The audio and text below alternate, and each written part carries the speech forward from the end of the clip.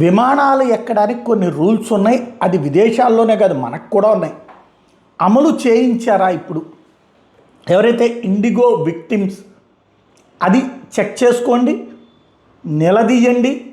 మీరు కన్జ్యూమర్ కోర్టుకు వెళ్ళొచ్చు, ప్రభుత్వం దగ్గరికి వెళ్ళొచ్చు, కంప్లైంట్ చేయొచ్చు, ఎయిర్ ఇండియాకి, అదే అథారిటీకి, ఎయిర్పోర్ట్ అథారిటీకి కంప్లైంట్ చేయొచ్చు. అన్ని రకాలుగా మీ హక్కు వినియోగించుకునేటటువంటి అవకాశం ఉంటుంది. 2 గంటలు ఫ్లైట్ ఆలస్యం అయితే, అది పొద్దున పూట టిఫిన్ అయితే బ్రేక్ఫాస్ట్ అరేంజ్ చేయాలి వాళ్ళే. అట్లాగే మధ్యాహ్నం లంచ్ టైం అయితే భోజనం అరేంజ్ చేయాలి వాళ్ళే. సాయంత్రం పూట అయినా సరే సేమ్. 2 గంటల ఆలస్యం అయితే మనకు ఆహారం అరేంజ్ చేయాల్సిన బాధ్యత వాళ్ళదే. ఇది రూల్, సివిల్ ఏవియేషన్ రూల్. అట్లాగే వాళ్ళ తప్పు వలన విమానం లేట్ అయితే దానికి ఖచ్చితంగా మనకి హోటల్ రూమ్ అరేంజ్ చేసి వసతి ఉండడానికి తగిన ఏర్పాటు చేయాల్సిన బాధ్యత వాళ్ళదే. ఇది అమలు చేశారా లేదా? చెయ్యకపోతే చేయించి తీరాలి. అది సివిల్ ఏవియేషన్ డిపార్ట్మెంట్ చేయాలి.